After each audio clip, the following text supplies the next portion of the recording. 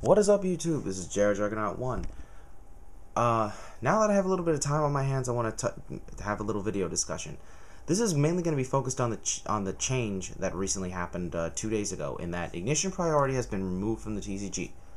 However, the real reason, though, not real reason, excuse me, the other thing that I briefly want to talk about here is a follow-up on my vid about YCS Dallas.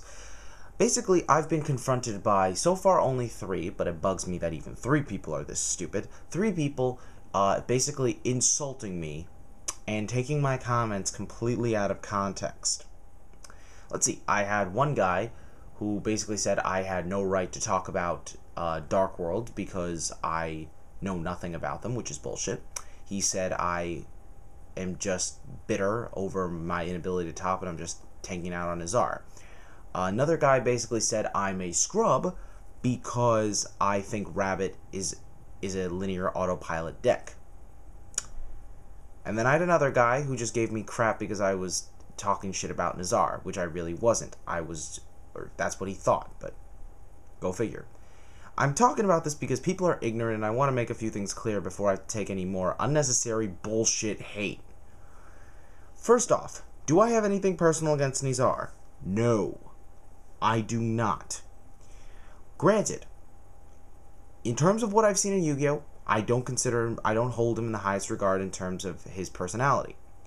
But I'm not going to say he's not a stand-up guy, because he very much might be. I don't feel like it's my place to comment on him as a person. The comments I made had nothing to do with him as a person, and I'm quite frankly pissed off that people are taking it into that are holding them into that regard. So, yeah, that's really annoying. Secondly, do I think nizar is a bad player? No. No, I do not. The comments that I'm making about this are merely to imply that nizar is not as skilled as people make him out to be, and that his wins aren't as much due to skill as people think. I'm not saying anyone can top a YCS if you play the right deck. I'm not saying that at all. What I am saying, though, is I can't help but feel like, in nizar's case, this has happened to multiple YCSs, he gets very lucky with some of his draws. He draws very broken hands, and it just seems like, there's not much skill involved. It's just, the deck's easy to play, he draws the right cards, he's able to win pretty easily. That's happened with 6 Sams and Rabbit. We've seen it happen multiple times. I'm just saying. You can't dispute that fact, people. It's just fact. We've witnessed it happen. I've witnessed it happen. We've seen it happen in feature matches. For God's sakes. There. Okay. Lastly, so basically what I'm saying is nizar is skilled.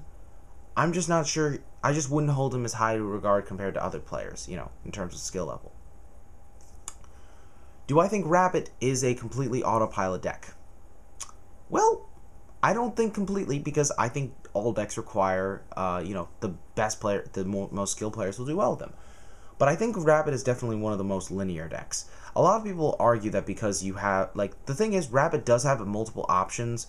I understand it's not just in the tour guide and Rabbit plays, but here's the thing.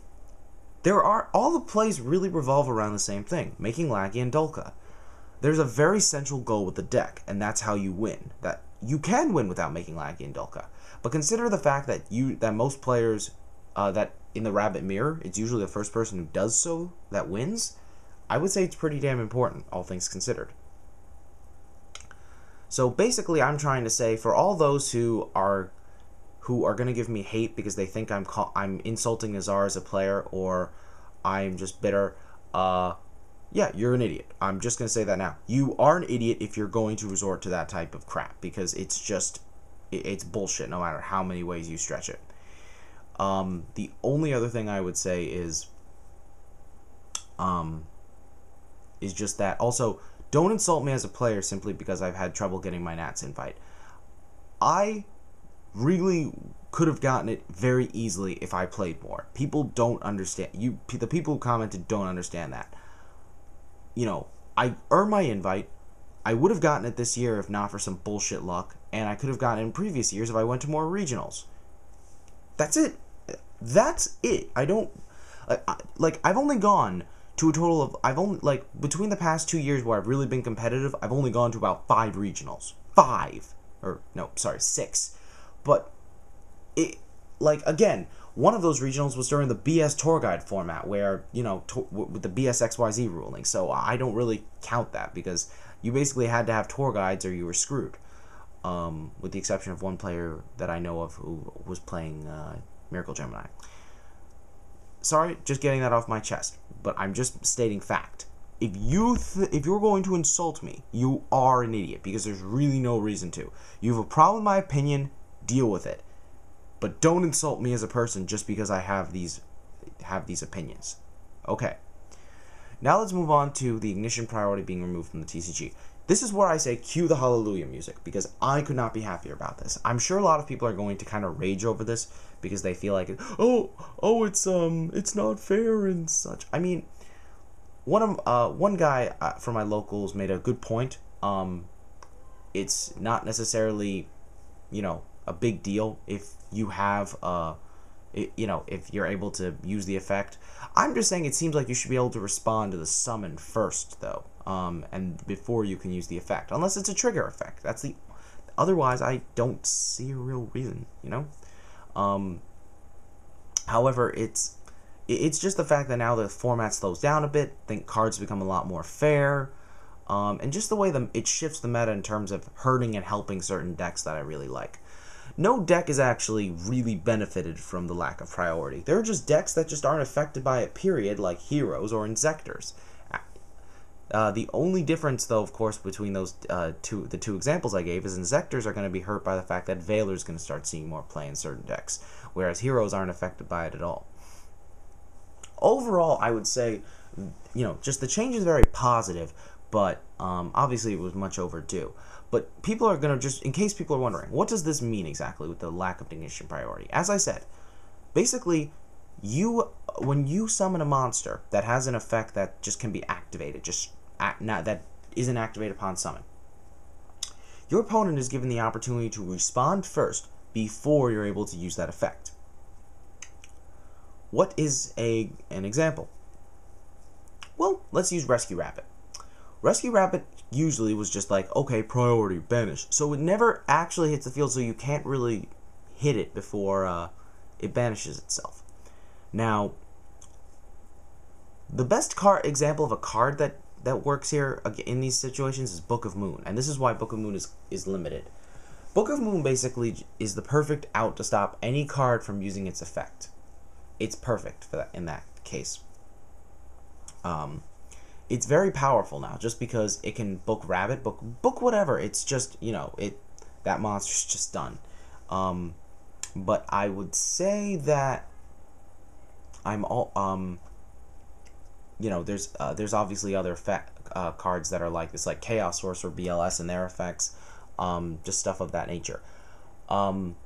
Because Bottomless is now effective against those cards, though, there are some cards that are going to start seeing more play. Mega Capital G talks a little bit more about this, but the cards that are definitely that catch my eye probably. First is Bottomless Trapple. Bottomless Trapple is going to be practically a staple in most decks because just because of everything it stops. Compulsory Evacuation Device will probably see a little bit more play. The problem though is that it's usually going to be a -1, and it's not very good against decks like Inzectors, unless you're one turn away from killing them. So yeah, in that regard, it's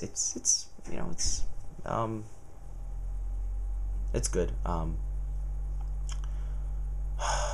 But yeah, I would say, I guess there's not really much else to say. It's just ignition priority was just much overdue.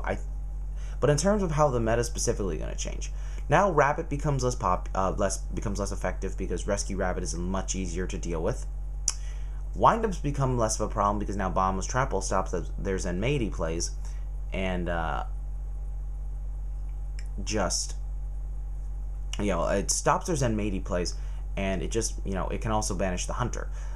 Just the fact that you're able to stop Zenmaity is very good, because Zenmaity, the big problem is it can get any windup from the deck. Obviously very powerful, so you really want to be able to deal with him, because he's like a toolbox card. He just has many different things he can do. Windups aren't necessarily dead, as people say, but it's just like with Rabbit. I don't see either of those decks being clear top tier decks. Inzectors, it seems like, are going to just rise up and are going to be more popular now, but otherwise, yeah, I don't think it's going to be, you know, the other two. I don't see the other two decks really, I don't see the big three really remaining the same. Heroes, though, in Dark World, you know, they're not hurt by it. Dark World, the only card that's hurt by it is Fabled Raven. Otherwise, the deck is not hurt by it at all. Heroes, obviously, is the same thing. But with Heroes, what's interesting is now Gemini Spark and Hero Blast theoretically become two of the best cards in the game, because Gemini Spark basically just stops anything. It will only be a 1-for-1 for you, but the fact that you can stop anything is pretty insane. Gemini Spark that Rabbit and such. Use Hero Blast, whatever. You get the idea. They're both very good. But I'm still having consistency issues when I test it, so I'm like not sure what I want to do with Heroes at this point. I honestly will probably want to run a deck for the rest of the format that runs Skill Drain, because Skill Drain is still very powerful, and I think in the right deck it can just really mess with the opponent. I really do like it as a card. Even against Dino Rabbit, it's still playable. Yeah, against rogue matchups, it's not necessarily that good, but I think I